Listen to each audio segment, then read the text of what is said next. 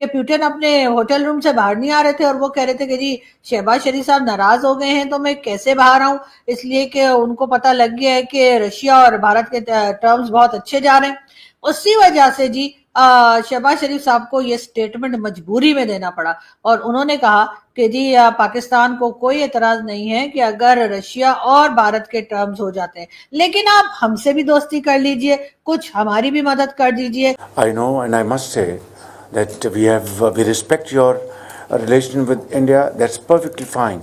But we also want to build very strong relations. और देखिए इस बार उन्होंने भी जो है ना वो सूट का कलर कुछ और रखा ताकि एकदम अलग से दिखाई दे। जैसे आपको याद है ना, लास्ट टाइम हमने आपको मोदी जी दिखाए थे जो कि एससीओ में गए थे, तो मोदी जी ने व्हाइट कलर का कुर्ता पजामा पहना था और हमारे प्राइम मिनिस्टर जो हैं वो ऐसे ही चले गए थे, मतलब जो आम ब्लैक ब्राउन या ग्रे सूट पहनकर, और फिर कॉर्नर में खड़े थे तो दिखाई भी नहीं दे रहे थे। तो इस बार यकीनन उन्होंने मोदी जी से ये आइडिया लिया होगा कि जो लोग सब लोग जो कलर पहन रहे हो वो कलर बिल्कुल नहीं पहनना, और उन्होंने इसीलिए ये व्हाइट या ऑफ व्हाइट कलर का, या कह लीजिए जो भी जिसको जो कलर पसंद है वो समझ ले, जो शहबाज शरीफ साहब ने पहना है उस कलर का जी उन्होंने सूट पहना और उसके बाद वो पहुंच गए। वैसे भी मेरा ख्याल है कि इससे पहले जो उन्होंने ब्लैक सूट पहना था उसके ऊपर जी इंडियन मीडिया बहुत बातें बना रहा था और उनका कहना ये था कि जी आपके प्राइम मिनिस्टर की जो ट्राउजर है वो जो है थोड़ी और लंबी होनी चाहिए थी, बैठने से आपने देखा कि जरा ऊंची हो गई। तो जी उसकी रीजन ये है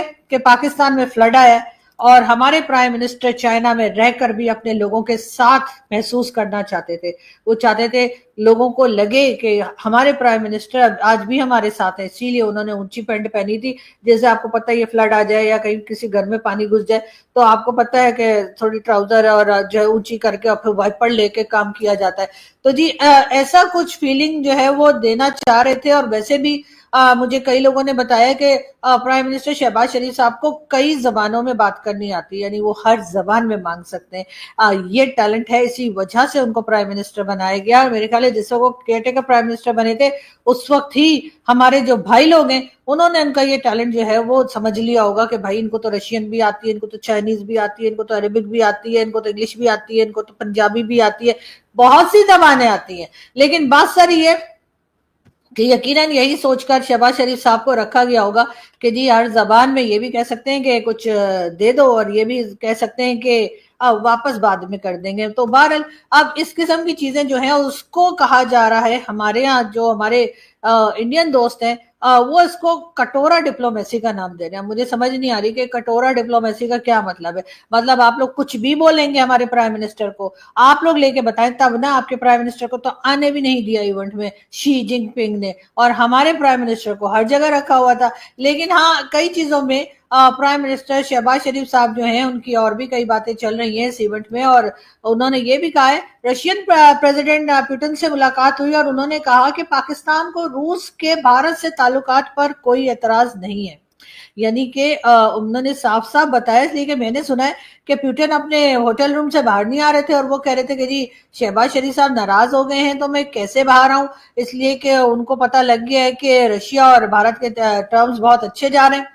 उसी वजह से जी शहबाज शरीफ साहब को ये स्टेटमेंट मजबूरी में देना पड़ा और उन्होंने कहा कि जी पाकिस्तान को कोई एतराज नहीं है कि अगर रशिया और भारत के टर्म्स हो जाते हैं, लेकिन आप हमसे भी दोस्ती कर लीजिए, कुछ हमारी भी मदद कर दीजिए। हम भी तो भारत के पड़ोस में ही रहते हैं और पहले हम भारत का हिस्सा ही थे, बाद में हम साइड पर हो गए, लेकिन आप हमारी भी मदद कर सकते हैं और आपके रशियन ऑयल और जो भी सामान आप देते रहते हैं उसमें हम बहुत बड़ा कंट्रीब्यूशन डाल सकते हैं। यकीनन शहबाज शरीफ साहब यही बताना चाह रहे होंगे, लेकिन जाहिर है हमारे कुछ लोग जो इस वक्त गवर्नमेंट के पीछे पड़े हुए हाथ धोकर उन्होंने जी कह दिया कि जी बस शहबाज शरीफ साहब ने तो ऐसे कहा जैसे पुतिन जो है वो इनकी बात सुनने के लिए, इनकी परमिशन लेने के लिए ही बैठे थे कि जी मैं भारत से बात कर लूं या ना कर लूं। लेकिन पुतिन से मुझे एक चीज और याद आई कि अभी रिसेंटली आपने देखा ही होगा कि हमारे जो प्राइम मिनिस्टर साहब हैं उन्होंने जी कान में जो है एयरफोन लगाने की कोशिश की और उसके बाद उनसे लगाया नहीं गया और किसी तरीके से फिर पुतिन ने बताने की भी कोशिश की,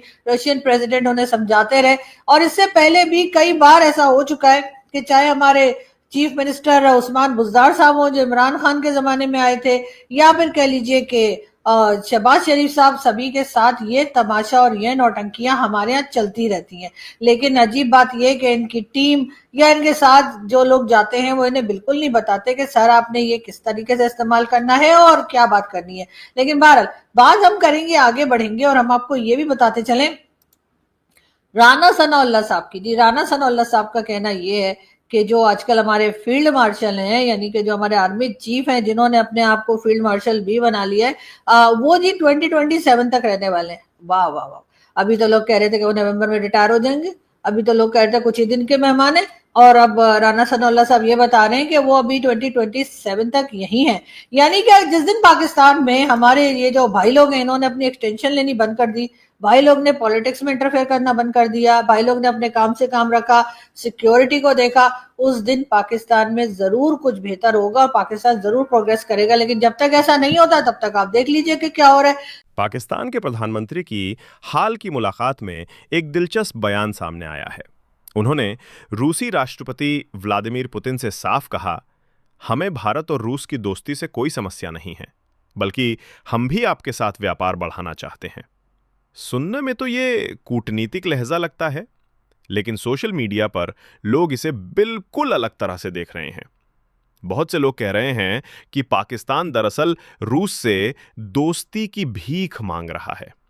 जरा सोचिए, रूस जो आज भारत का सबसे मजबूत रणनीतिक और ऊर्जा साझेदार है, उसके सामने पाकिस्तान ये जताने में लगा है कि देखो हमें ऐतराज नहीं, हमें भी साथ ले लो।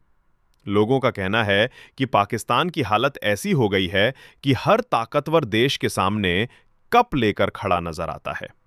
पहले IMF, फिर खाड़ी देश और अब बारी रूस की।